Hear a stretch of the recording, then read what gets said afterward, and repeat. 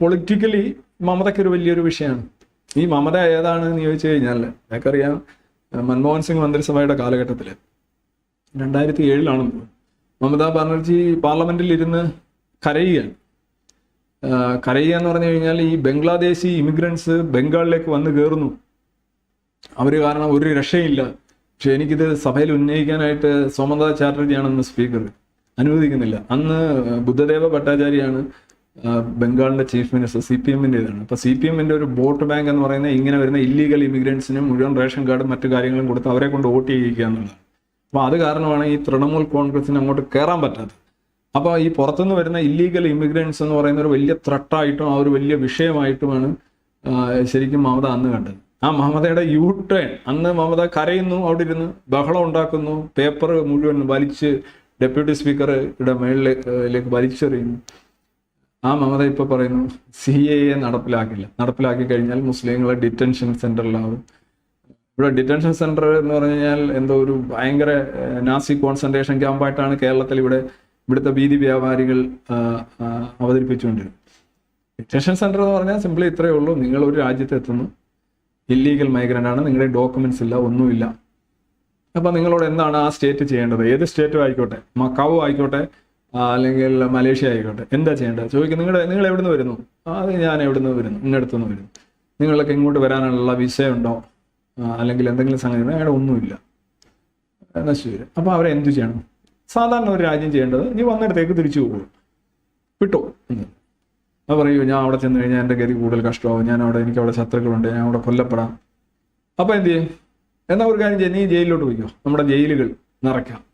അപ്പോൾ പറയൂ, എന്നെ ജയിലിൽ പിടിച്ചിട്ടാവട്ടെ. പിന്നെന്ത് ചെയ്യും?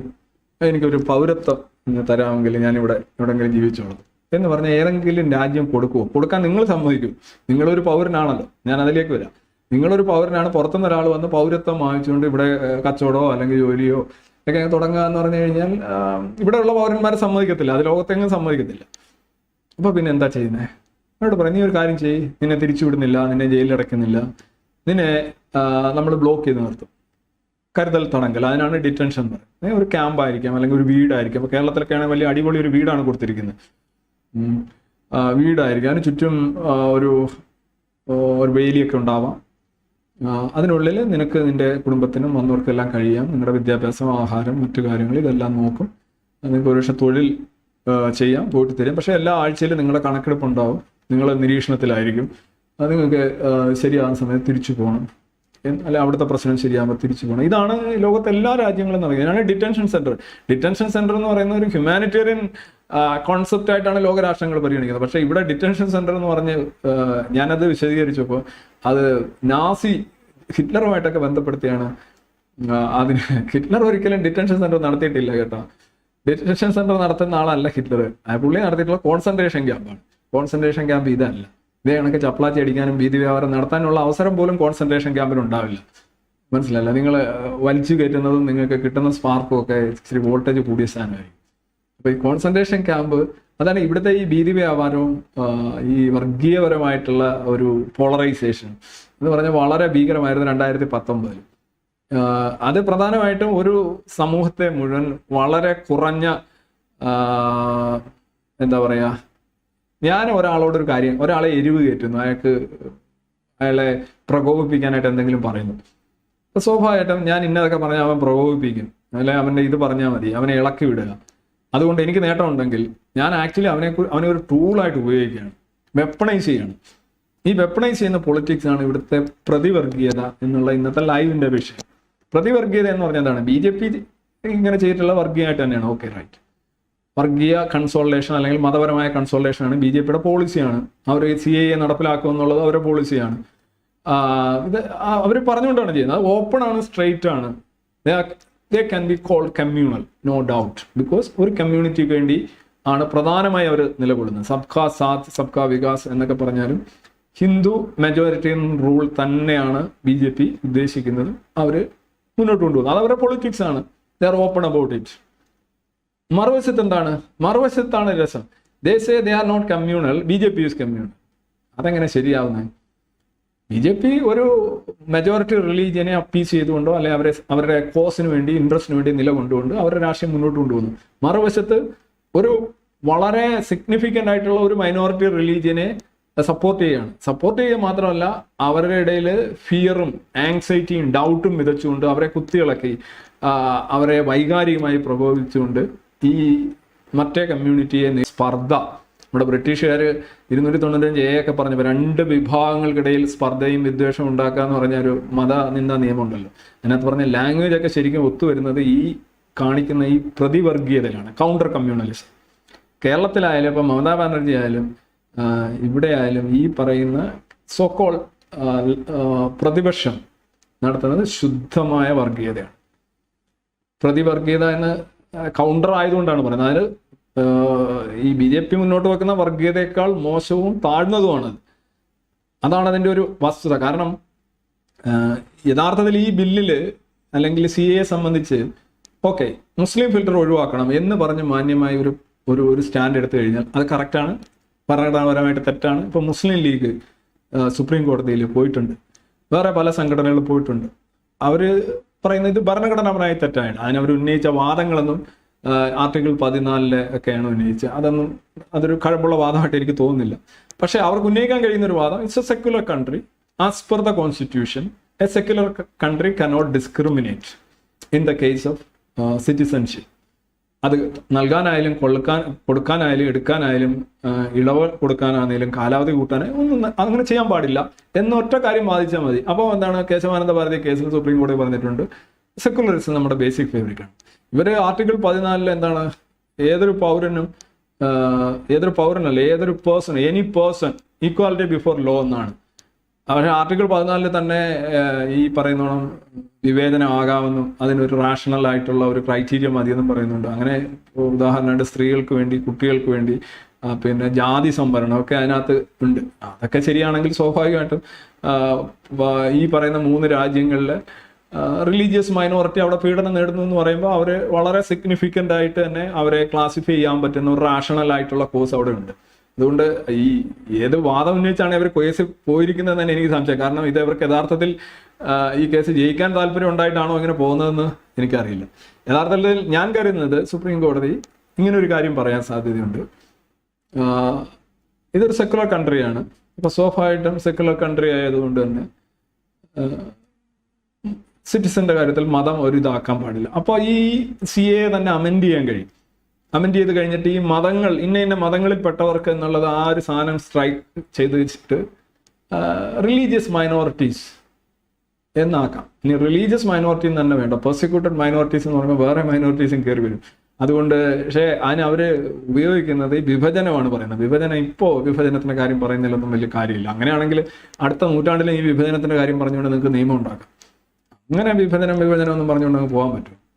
അതിനൊക്കെ ഒരു പരിധിയില്ലേ? ഇല്ല, പണ്ട് മോഹൻലാൽ പറഞ്ഞോണ്ട് അതിനൊക്കെ ഒരു പരിധിയുണ്ട്. അപ്പോൾ സ്വാഭാവികമായിട്ടും സുപ്രീം കോടതി ഇത് അല്ലാതെ തന്നെ ഇതിനകത്ത് ഈ മതങ്ങളുടെ പേരെടുത്ത് കളയാം. 6 മതങ്ങളുടെ പേര് പറഞ്ഞിട്ടുണ്ടെങ്കിൽ അതെടുത്ത് കളഞ്ഞിട്ട് പെർസിക്യൂട്ടഡ് മൈനോറിറ്റി അല്ലാതെ ഉള്ളവരുടെ കാര്യത്തിൽ ഇപ്പൊ തന്നെ അത് ഇൻഡിവിജ്വൽ കേസിൽ പരിഗണിക്കുമെന്ന് പറയുന്നുണ്ട് കേന്ദ്ര ഗവൺമെന്റ്. അപ്പൊ അങ്ങനെ വരുമ്പോൾ ആ പ്രശ്നം സോൾവ് ആണ്. ഓൺലി തിങ് എന്ന് പറഞ്ഞാൽ ഇന്ന മതങ്ങളിൽ പെട്ടവർ എന്നുള്ളത് അങ്ങ് എടുത്ത് മാറ്റിയാൽ മതി. അപ്പോൾ ആരെ ഒഴിവാക്കുന്നുമില്ല, ആരെ എടുക്കുന്നുമില്ല. പിന്നെ അതിനകത്ത് ഏതെങ്കിലും മുസ്ലിങ്ങൾ വരികയാണെങ്കിൽ എടുക്കണം. ആ കേസ് ജെനുവിൻ ആണെങ്കിൽ എടുക്കണം. അതൊരു എത്തീസ്റ്റ് ആണെങ്കിൽ എടുക്കണം, എക്സ് മുസ്ലിം ആണെങ്കിൽ എടുക്കണം, ജൂ ആണെങ്കിൽ എടുക്കണം. എന്തിനാണ് ഈ മതങ്ങളുടെ പേര് പറയുന്നത്? ഇതാണ് എനിക്കിതിനകത്ത് പറയാനുള്ളത്. പിന്നെ ഒരു കാര്യമുള്ളത്, ഈ ഇതുമായി സംബന്ധിച്ച് കേരളത്തിലായാലും പശ്ചിമ ബംഗാളിലായാലും ഇപ്പോൾ കേജ്രിവാൾ ഇന്നലെ പറഞ്ഞൊരു കാര്യം, കേജ്രിവാൾ എന്താണ് സാധാരണ CAA കുറിച്ച് കേജ്രിവാൾ പറഞ്ഞ മുസ്ലിം ഫിൽട്ടർ മാറ്റണമെന്നുമല്ല കേജ്രിവാൾ പറഞ്ഞത്. കേജ്രിവാൾ പറഞ്ഞ എന്താണ്, നോക്കൂ ഈ പാകിസ്ഥാനിലും അഫ്ഗാനിസ്ഥാനിലും ഇവിടെയൊക്കെയുള്ള മൈനോറിറ്റീസ് ഇങ്ങോട്ട് വരണമെന്നാണ് CAA പറയുന്നത്. ഓക്കെ, CAA വരണമെന്നാണോ പറയുന്നത്? അല്ല, 2014 മുന്നേ വന്നവർക്ക് പൗരത്വം കിട്ടാനായിട്ടുള്ള കാത്തിരിപ്പ് കാലാവധിയിൽ ഇളവ് എന്നാണ് CAA പറയുന്നത്, അല്ലാതെ ഇങ്ങോട്ട് വരണമെന്നല്ല പറയുന്നത്. അപ്പോൾ അത് തന്നെ ഒരു കള്ളാണ്. പുള്ളി പറയുന്നതാണ്, ഈ ബംഗ്ലാദേശിലും പാകിസ്ഥാനിലും അഫ്ഗാനിസ്ഥാനിലും എല്ലാം കൂടെ ഒരു 2.5 കോടി 3 കോടി റിലീജിയസ് മൈനോറിറ്റീസ് ഉണ്ടാവും, മുസ്ലിങ്ങളല്ലാത്തവരുണ്ടാവും. 3 കോടി ഉണ്ടാകും. ഈ 3 കോടി അത് എവിടെ നിന്നാണ് ഈ കണക്ക് പുള്ളിക്ക് കിട്ടിയത് എനിക്കറിയില്ല. എന്തായാലും 3 കോടി ബംഗ്ലാദേശിന്റെ ഇനി പാകിസ്ഥാനിലെയും അഫ്ഗാനിസ്ഥാനിലെയും നോൺ മുസ്ലിംസ് എല്ലാം കൂടെ കൂട്ടുമ്പോൾ 3 കോടിയേ ഉള്ളെങ്കിൽ ഇവിടുന്ന് അതൊരു ചോദ്യചിഹ്നമാണ് യഥാർത്ഥം. എങ്കിൽ 3 കോടി ആൾക്കാർ ഇങ്ങോട്ട് വരും എന്നാണ് കേജ്രിവാൾ. എന്നിട്ട് എന്ത് ചെയ്യും? അവരിവിടെ വന്ന് റേപ്പ് നടത്തും, ഇവിടെ വന്ന് കൊള്ള നടത്തും, ഇവിടെ വന്ന് നിങ്ങളുടെ വീട് പിടിച്ചു പറിക്കും, നിങ്ങളുടെ തൊഴിൽ പിടിച്ചു പറിക്കും. നമുക്ക് എങ്ങനെ ജീവിക്കാൻ പറ്റും? ഈ BJP എന്താണ് ചെയ്യുന്നത്? ഇവിടെ ഉള്ളവർക്ക് തന്നെ ജോലിയില്ല, ഇവിടുന്ന് ആളുകൾ പൗരത്വം ഉപേക്ഷിച്ച് പോകുന്നു, അപ്പോഴാണ് പുറത്തുനിന്ന് ആളുകളെ പിടിച്ചു വരുത്തുന്നത്.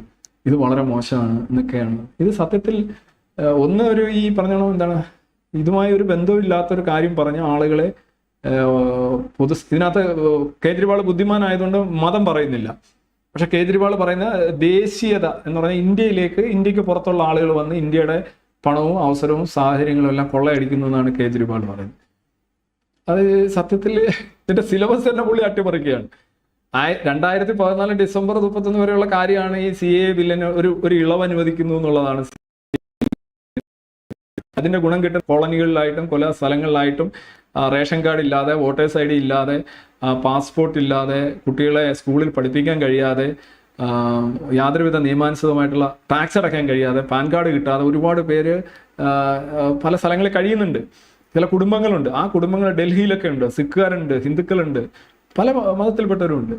അവർക്ക് കിട്ടാനിടയുള്ള ഒരു ആനുകൂല്യമാണ്. ആ ആനുകൂല്യത്തെയാണ് പുള്ളി പറയുന്നത് ഈ പറയുന്ന 3 കോടി ആളുകളും കൂടെ ഇവിടെ നിന്ന് ഇങ്ങോട്ട് വന്നിട്ട് ഇവിടെ ആകെ വന്ന് റോബറി നടത്തും, റേപ്പ് നടത്തും, അല്ലെ റേപ്പിസ്റ്റുകളായിരിക്കും. ആരറിയുന്നു ഇവര്?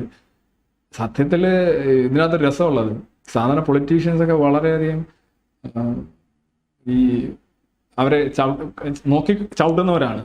അപ്പം അവരൊരിക്കലും അങ്ങനെ അവർക്ക് പ്രശ്നം ഉണ്ടാകുന്ന ഒരു സ്റ്റേറ്റ്മെന്റ് നടത്താറില്ല. പക്ഷെ പുള്ളി എന്തടിസ്ഥാനത്തിലല്ല പറഞ്ഞതെന്ന് എനിക്ക് ഇപ്പോഴും അങ്ങോട്ട് ഇത്രയും ബുദ്ധിമോശം പുള്ളിയുടെ ഭാഗത്ത് സംഭവിക്കും.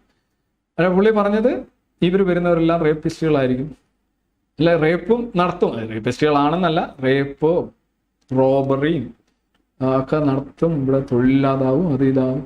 അപ്പോൾ അങ്ങനെ പറയുമ്പോൾ അത് പറയേണ്ട കാര്യമില്ല, ഇവിടുത്തെ സാധ്യതകൾ നശിപ്പിക്കുമെന്ന് പറഞ്ഞാൽ മതി. പക്ഷെ വളരെ മോശമായ ലാംഗ്വേജാണ് കേജ്രിവാൾ ഉപയോഗിച്ചത്.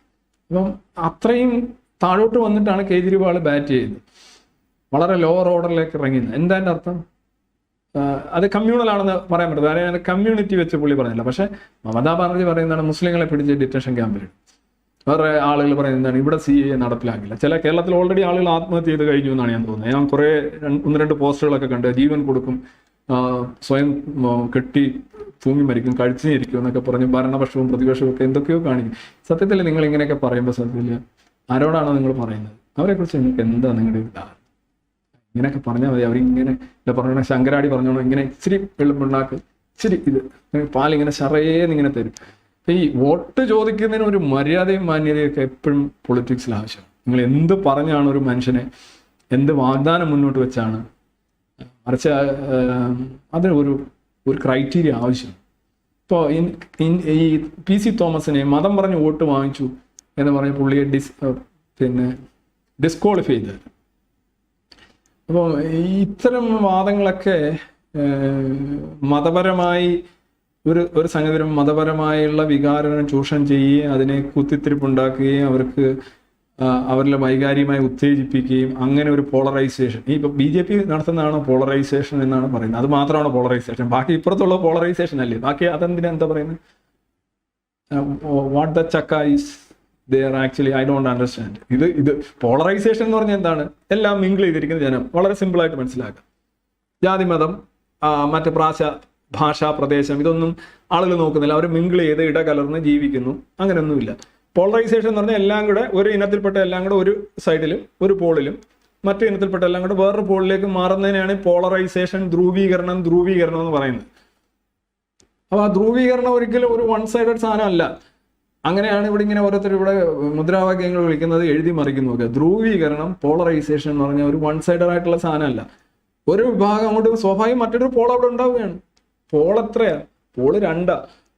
യൂണിപോളാർ വേൾഡ് എന്ന് പറയുന്നത് അമേരിക്കൻ ആധിപത്യം, അതൊക്കെ ലോക രാഷ്ട്രീയത്തിന് കാര്യമാണ്. Normally Paul 2ആണ്. 2 പോൾ ഉണ്ടായിട്ട് ഇവിടെയും പോൾ ഉണ്ടാവണം. ആ പോളിനെ ചൂഷണം ചെയ്ത് തങ്ങൾക്ക് രാഷ്ട്രീയ കച്ചവടം നടത്താമെന്നാണ് നടത്തുന്നത്. അപ്പം ബേസിക്കലി ഈ കൗണ്ടർ കമ്മ്യൂണലിസം എന്ന് പറയുന്നത് ഈ CAയുടെ കാര്യത്തിൽ നടപ്പിലാക്കുന്ന മിക്കവാറും യാതൊരുവിധ ഫാക്ച്വൽ ചെക്ക് ഇല്ലാതെ, സത്യത്തോടോ വസ്തുതയോടോ യാതൊരുവിധ പ്രതിബദ്ധതയില്ലാതെ ഒരു വിഭാഗം ആളുകളിൽ ഭയവും. അപ്പം നമുക്കറിയാം അന്ന് 2019 എന്താ പറഞ്ഞത്, 71 ഒരു റാം ഉണ്ടായിരുന്നു, റഹീം ഉണ്ടായിരുന്നു എന്നൊക്കെ കുറേ എന്താ പറയുക, പാട്ട ഉദാഹരണങ്ങൾ എടുത്തിട്ട് അവന് കിട്ടില്ല നിനക്ക് കിട്ടും. ഇതെന്താണിത്?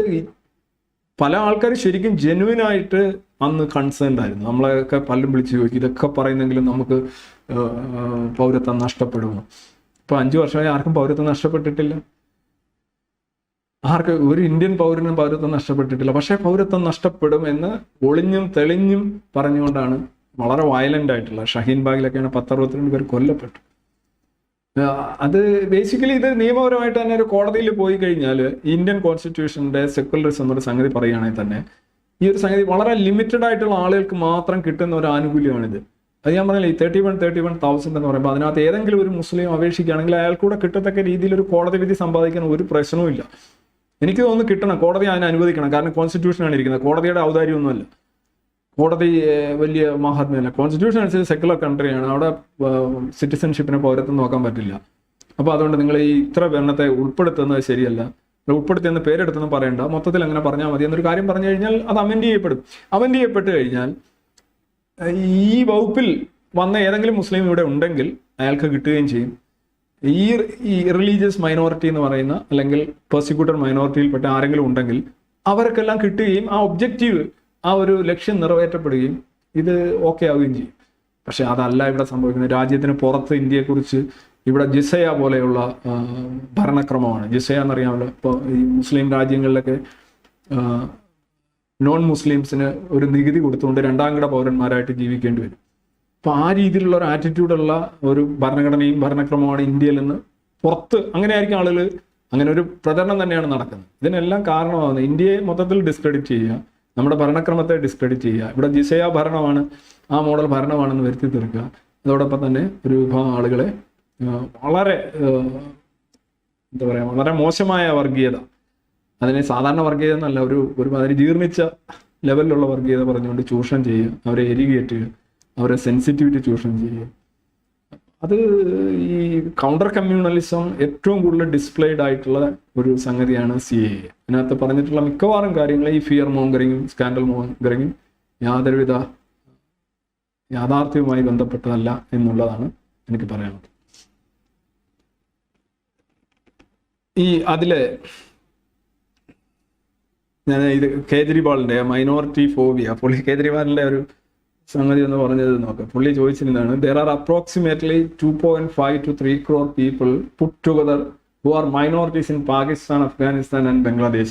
പാകിസ്ഥാനിലെയും ബംഗ്ലാദേശിലെയും അഫ്ഗാനിസ്ഥാനിലെയും മൈനോറിറ്റീസ് ഒക്കെ ഇന്ത്യയിലോട്ട് അവർക്ക് എങ്ങനെ വരാൻ പറ്റും? നാളെ തൊട്ട് വരുമെന്നാണ് പുള്ളി പറയുന്നത്. 2014 ഡിസംബറിൽ ഈ ബില്ലിന്റെ കാലാവധി അവസാനിക്കുകയാണ്. ഈ അമെൻമെന്റിന്റെ കാലാവധി അതിനുശേഷം വന്നവർക്ക് കിട്ടില്ല. അവർ ഇല്ലീഗൽ മൈഗ്രൻസ് ആണ്. പുള്ളി പറയുന്നത് ഇവരെല്ലാം കൂടെ 3 കോടിയോട് ഇങ്ങോട്ട് കയറി വരും. ഇത് സത്യത്തിൽ ഇതൊക്കെ മിക്കവാറും 99% വാദങ്ങളും ഈ ലെവലിലാണ്. എന്നിട്ട് പുള്ളി പറഞ്ഞ വാദം എന്താണ്? Where will be settle them, നമ്മൾ അവരെ എവിടെയാണ് പാർപ്പിക്കുന്നത്? How will be give them jobs, നമുക്ക് എങ്ങനെയാണ് അവർക്ക് തൊഴിൽ കൊടുക്കാൻ കഴിയുന്നത്? Jobs mean for our people will go to those, നമുക്ക് കിട്ടേണ്ട തൊഴിലുകളെല്ലാം അവർക്ക് പോകും. ഈ വരി എവിടെയെങ്കിലും കേട്ടിട്ടുണ്ടോ? ഹിറ്റ്ലർ ജർമ്മനിയിൽ പറഞ്ഞ അതേ വാചകമാണ്. യൂതന്മാരിവിടെ വന്നു കഴിഞ്ഞാൽ നമ്മുടെ തൊഴിലുകളെല്ലാം കൊള്ളയടിക്കും. അവർ സിമ്പിൾ. പക്ഷെ ആരും കേജ്രിവാളിനെ ഹിറ്റ്ലറുടെ മുറിമൂശം വെച്ചുകൊണ്ടൊന്നും അവതരിപ്പിക്കില്ല. അതാണ് നമ്മളുടെ ഒരു ഭാഗ്യം. How will we give them jobs? The jobs meant for our people will go to them. The whole law and order situation will crumble. നിയമവ്യവസ്ഥ മൊത്തം തകരും. There will be rise in cases of robberies, കൊള്ള, rapes, ബലാത്സംഗം ഒക്കെ കൂടും. ഇത് സത്യത്തിൽ അയാളുടെ ഭാഗ്യം എന്നേ പറയാനുള്ളൂ. ഇപ്പോൾ ഇതൊക്കെ ഫോബിയയിൽ വരും കേട്ടോ. ഇത് മൈനോറിറ്റി ഫോബിയാണ്. ഈ പറയുന്ന 6 മൈനോറിറ്റികൾക്കെതിരെയുള്ള ഫോബിയാണ്. അവർ റേപ്പ് നടത്തും, അവർ കൊള്ള നടത്തും, അവർ നിയമവ്യവസ്ഥ തകർക്കും, അവർ നിങ്ങളുടെ ജോബുകൾ പിടിച്ചു വാങ്ങിക്കും. ഫിയർ മോങ്കറിങ് മാത്രമല്ല, മൈനോറിറ്റി ഫോബിയ. ഫോബിയ എന്നൊരു വാക്ക് ഓർമ്മയുണ്ടല്ലേ? അത് സാധാരണ സ്ഥിരമായിട്ട് ഉപയോഗിക്കുന്നത് അദ്ദേഹത്തിന് ഉപയോഗിക്കാൻ പറ്റിയാണ് അദ്ദേഹത്തിൻ്റെ.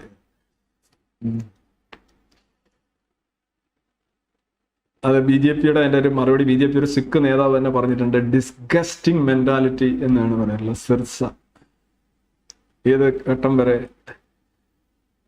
അപ്പൊ ഈ CAയുടെ കാര്യത്തിൽ എന്ത് നുണയോ ആരോടും പറയാമെന്നുള്ള അവസ്ഥയാണ്. ഫാക്ട് ചെക്കോ അല്ലെങ്കിൽ അങ്ങനെ ഒരു വിഷയമേ ഉദിക്കുന്നില്ല. Stop telling lies BJP on Arvind Kejriwal CA refugees will get jobs claim. Stop telling lies. So BJPക്ക് ഇത് എങ്ങനെയായാലും നേട്ടമാണ്. കാരണം എന്ന് വെച്ച് കഴിഞ്ഞാൽ അവരുദ്ദേശിച്ചത് ഇലക്ഷന് മുമ്പേ ഇറക്കി കഴിഞ്ഞാൽ അതേ ടാർഗറ്റ് ബംഗാൾ ആക്ച്വലി. ആസാമിന്റെ കാര്യത്തിലും അവിടുത്തെ മുഖ്യമന്ത്രി പറയുന്നുണ്ട് നാഷണൽ രജിസ്റ്റർ ഓഫ് സിറ്റിസൺഷിപ്പിൽ രജിസ്റ്റർ ചെയ്യാത്ത ആർക്കും ഒരാൾക്ക് പോലും കൊടുത്തു കഴിഞ്ഞാൽ ഞാൻ രാജിവെക്കുമെന്ന് പറഞ്ഞിട്ടുണ്ട്. അവിടുത്തെ പ്രശ്നം വിദേശ പൗരത്വ പ്രശ്നമാണ്. പക്ഷെ ബംഗാളിൽ ബേസിക്കലി ഹിന്ദു കമ്മ്യൂണിറ്റീസിന് പ്രാമുഖ്യമുള്ള ഇപ്പൊ ഈ മഹുവ മൈത്ര അവർ മത്സരിക്കുന്ന കൃഷ്ണനഗർ എന്ന് പറഞ്ഞൊരു മണ്ഡലമുണ്ട്. അവിടെയും ഇവരെ തൃണമൂൽ കോൺഗ്രസിനെ പ്രതികൂലമായി ബാധിക്കും. ഇപ്പൊ കഴിഞ്ഞ പ്രാവശ്യം 18 സീറ്റാണ് 42 സീറ്റിൽ BJP പശ്ചിമ ബംഗാളിൽ നേടിയിട്ടുള്ളത്, ലോക്സഭാ സീറ്റുകൾ. അത് ഇപ്പോൾ വന്നിരിക്കുന്ന ഈ കുറെ സർവേകളിൽ BJP 20 സീറ്റ് നേടും, തൃണമൂൽ 21 സീറ്റ് നേടും, അങ്ങനെയൊക്കെയുള്ള കുറെ, കോൺഗ്രസിന് 1 സീറ്റ്. ഞാൻ ഒരെണ്ണം കണ്ടതാണ്, ഞാൻ പറഞ്ഞത് എക്സാക്ട്ലി ഏതാണെന്ന് ഓർക്കുന്നത്. അപ്പം ഈ എന്താണ് ബംഗാളിന്റെ പൊളിറ്റിക്സിന്റെ ഇതെന്ന് പറഞ്ഞു കഴിഞ്ഞാൽ, ബംഗാളിൽ ആരാണ് ഗുണ്ടകളെ നിയന്ത്രിക്കുന്നത് അവരാണ് അവിടെ ഭരിക്കുക. ഇപ്പോൾ ഈ മമതയുടെ കൂടെ നിൽക്കുന്ന മൊത്തം ഗുണ്ടാസും ക്രിമിനൽസും പ്രത്യേക ജനവിഭാഗങ്ങളും എല്ലാം നോക്കുക, അവരെല്ലാം CPM-ന്റെ കൂടെ നിന്നവരാണ്. അത് CPM ഇപ്പോൾ ആരും അല്ലാതായി മാറി. CPM അടികൊള്ളി പാർട്ടിയായിട്ട് ബംഗാളി മാറി, അടി കൊടുക്കുന്ന പാർട്ടിയായിട്ട് തൃണമൂല് മാറി. ഇത് ഒരൊറ്റ തെറ്റിയാൽ മതി, ഇത് തിരിച്ച് വേറൊരു പാർട്ടിയിലേക്ക് പോയി കഴിഞ്ഞാൽ ഇറ്റ്സ് വെരി ക്രിട്ടിക്കൽ. അതിന് BJP യഥാർത്ഥത്തിൽ ഈ CAA ഇപ്പോൾ അവസാനം നോട്ടിഫിക്കേഷൻ ഈ ഏതാനും ദിവസങ്ങൾക്ക് മുമ്പ് കൊണ്ടുവന്നത് ബംഗാളിനെ ഉദ്ദേശിച്ചുകൊണ്ടാണ് എന്നാണ് ഞാൻ വിചാരിക്കുന്നത്. അല്ലാതെ മറ്റ് ഈ രാമക്ഷേത്രത്തിന്റെ ബാറ്ററീസ് എഫക്റ്റ് പോയത് കൊണ്ട് ആണ് എന്നൊക്കെയുള്ള, അത് എന്താണ് രാമക്ഷേത്രത്തിന് ഈ പറയുന്ന ഒരു മതപരമായ ഭക്തി അങ്ങനെ ഇത്ര കാലാവധിയുണ്ട്, അങ്ങനെയാണെങ്കിൽ രഥയാത്രയ്ക്ക് ശേഷം ഇത്ര ദിവസം കഴിഞ്ഞ് തെരഞ്ഞെടുപ്പ് നടത്തണം എന്ന് വരുമായിരുന്നല്ലോ കല്യാൺ സിംഗിൻ്റെയൊക്കെ. അങ്ങനെയൊന്നുമല്ല, അതുണ്ടായിരുന്ന സാധനങ്ങളൊക്കെ ഓക്കെ, അത് ആ രീതിയിൽ തന്നെ പോകും. പക്ഷെ ഇതിപ്പോൾ നോക്കുമ്പോൾ ബംഗാൾ വീണ് കഴിഞ്ഞാൽ അത് BJPയുടെ സമഗ്രാധിപത്യത്തിലായിരിക്കും കലാശിക്കുക. ബംഗാള്, തമിഴ്നാട് പോലെയുള്ള സ്റ്റേറ്റുകൾ BJPക്ക് ഇനിയും, ബംഗാളിന്റെ കാര്യത്തിൽ ഞാൻ അങ്ങനെ പറയുന്നില്ല, പക്ഷെ തമിഴ്നാടൊക്കെ പോലെയുള്ള പ്രത്യേകിച്ച് ദക്ഷിണേന്ത്യ സ്റ്റേറ്റുകൾ അതിനൊക്കെ അവർക്ക് സഹായകമായ ഒരു സാധനമായിട്ട് മൂക്കട്ടെ എന്നുള്ള രീതിയിലാണ് വളരെ ഈ പറഞ്ഞോണം ആനയെ കൊണ്ടുവന്ന് ഇളക്കി വിടുകയാണ്, ആന ഓടി എവിടെങ്കിലും വാരിക്കുഴി വന്ന് വീഴും എന്നുള്ള രീതിയിലുള്ള ഒരു പൊളിറ്റിക്കൽ പ്ലോയി ആയിട്ട് കൂടിയാണ്.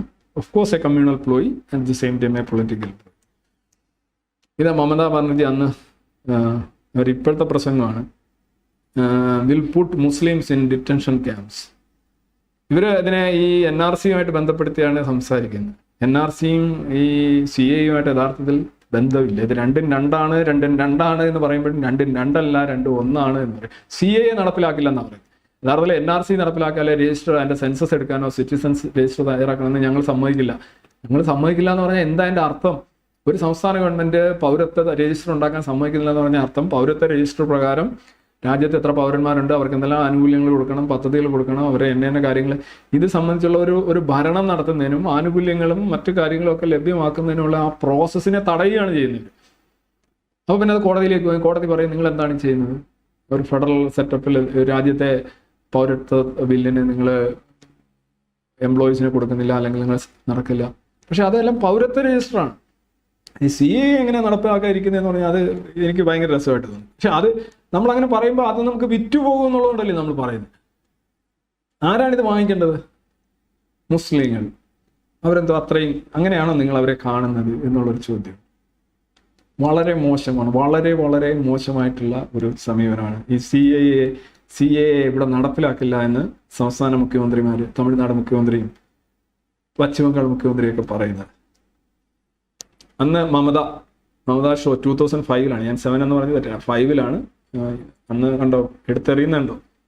അന്ന് ഈ ബംഗ്ലാദേശി ഇമിഗ്രൻസിനെ കൊണ്ടുള്ള, അന്ന് CPM-ന്റെ വോട്ട് ബാങ്കാണ് ബംഗ്ലാദേശി ഇമിഗ്രൻസ്. അവർ വന്ന് മുഴുവൻ CPM-ന്റെ ഇതാണ്. അന്ന് സോനാ ചാറ്റർജി ഇരിക്കുമ്പോഴാണ് ഇത് ഡെപ്യൂട്ടി സ്പീക്കർക്ക് നേരെയാണ് വലിച്ചെറിയുന്നത്. എന്നിട്ട് കരയുകയൊക്കെ ചെയ്തു, എന്നിട്ട് രാജി കൊടുക്കുന്നു, എന്തൊക്കെയായിരുന്നു ഇത്. ഞാൻ ഇത് സംബന്ധിച്ച് 2019, അതായത് ഈ കോൺസ്റ്റിറ്റ്യൂഷണലി ഓഫ് ജനറൽ സ്റ്റേറ്റ്മെന്റ്സ്, അന്ന് മൻമോഹൻ സിംഗ് പറഞ്ഞതിനകത്ത് മൈനോറിറ്റീസ് എന്നല്ലേ ഉണ്ടായിരുന്നത്, അല്ലാതെ അഭയാർത്ഥികൾ നല്ലേ എന്നൊക്കെ പലരും ചോദിക്കാറുണ്ട്. പ്രത്യേകിച്ച് BJPയുടെ ഭാഗത്തു നിന്നൊക്കെ പലരും ഈ വിഷയം സംബന്ധിച്ച് പറയുമ്പോൾ അവർ പറയുന്നത് മൻമോഹൻ സിംഗ് പറഞ്ഞ ആരെക്കുറിച്ചാണ്? റിലീജിയസ് മൈനോറിറ്റീസ് എന്നാണ്. ബംഗ്ലാദേശിൽ ആരാണ് റിലീജിയസ് മൈനോറിറ്റി? പാകിസ്ഥാനിൽ ആരാണ് റിലീജിയസ് മൈനോറിറ്റി? പ്രകാശ് കാരട്ട് പറഞ്ഞ ആരെയാണ്? അതേ മൈനോറിറ്റീസിനെ കുറിച്ചാണ് എന്ന് പറയാറുണ്ട്. പക്ഷേ ഇവിടെ ഞാൻ പറയുന്നത് നിങ്ങൾ അതാണ്ട് മൻമോഹൻ സിംഗിന്റെ പ്രസ്താവനയാണ്. അതിനകത്ത് സംശയമില്ല. While I am on this subject madam, I would like to say that something about the treatment of refugees. And after the partition of our country, the minorities in the countries like Bangladesh have faced persecution, and it is our moral obligation that if circumstances force people, these unfortunate people, to seek refugees in our country, our approach to granting citizenship to this unfortunate person should be more liberal. വളരെ കുറെ liberal ആയിട്ട് അവർക്കെല്ലാം കൊടുക്കണം. പുള്ളി പറഞ്ഞിരിക്കുന്ന പദം നോക്കുക, എന്താണ്? Minorities in the countries. Actually ഒരർത്ഥത്തിൽ പറയാം, ഒരു കോൺസ്റ്റിറ്റ്യൂഷണൽ ആയിട്ടുള്ള ഒരു രാജ്യത്തിരുന്നുകൊണ്ട് എന്തുകൊണ്ടാണ് മൻമോഹൻ സിംഗ്, പുള്ളി ആസാമിൽ നിന്നൊക്കെ ഒരുപാട് സമയം രാജ്യസഭ മെമ്പറായിട്ടുള്ളത്, പുള്ളി എന്തുകൊണ്ടാണ് അങ്ങനെ മൈനോറിറ്റീസ് ഇൻ കൺട്രീസ് എന്ന് അങ്ങനെ പറഞ്ഞത്? അപ്പോൾ പുള്ളി പറഞ്ഞത് യഥാർത്ഥത്തിൽ എന്തിനാ തെറ്റുണ്ട്? Minorities in the country, in the neighbouring countries, അത്രേ പുള്ളി പറഞ്ഞോളൂ. പുള്ളി 6 മതങ്ങളുടെ പേര് എടുത്ത് പറഞ്ഞിട്ട് 7ാമത്തെ മതത്തെ ഒഴിവാക്കണമെന്ന് പുള്ളി പറഞ്ഞു. ആ വിഷയത്തെ അങ്ങനെയല്ല സമീപിക്കാൻ കഴിയും. ആ വിഷയത്തെക്കുറിച്ച് അങ്ങനെയല്ല സംസാരിക്കാൻ കഴിയും. റെഫ്യൂജീസ് എന്ന് മാത്രം പറയുന്നുണ്ട്. പുള്ളിയുടെ ടാർഗറ്റ് എന്താണ്? റിലീജിയസ് മൈനോറിറ്റിയാണ്. അത് പൊതുവിൽ എല്ലാവർക്കും അതിനകത്തൊരു കൺസെൻസസ് ഉള്ള കാര്യമാണ്. അപ്പോൾ പക്ഷേ അതുകൊണ്ട് മൻമോഹൻ സിംഗ് സർക്കാരാണ് ഇങ്ങനെ ഒരു നിയമം ഇറക്കുന്നതെങ്കിൽ ഈ ഇത്ര എണ്ണത്തെ മാറ്റിയിട്ട് അങ്ങനെ ഒരു സാധനം വരില്ല. അതാണ് ഈ പറയുന്നത്. ഈ ഒരു കുറേ മതങ്ങളുടെ പേരെടുത്ത് പറയുകയും ഒരെണ്ണത്തെ വളരെ ഗ്ലെയറിംഗ് ആയിട്ട് തന്നെ ഒമിഷൻ വരികയും ചെയ്യുന്നതാണ് അതിനകത്തെ ഒരു പോളറൈസിങ് ആയിട്ടുള്ള ടാക്ടിക്. അത് ഇല്ല എന്ന് പറഞ്ഞാൽ അംഗീകരിക്കാൻ പറ്റില്ല.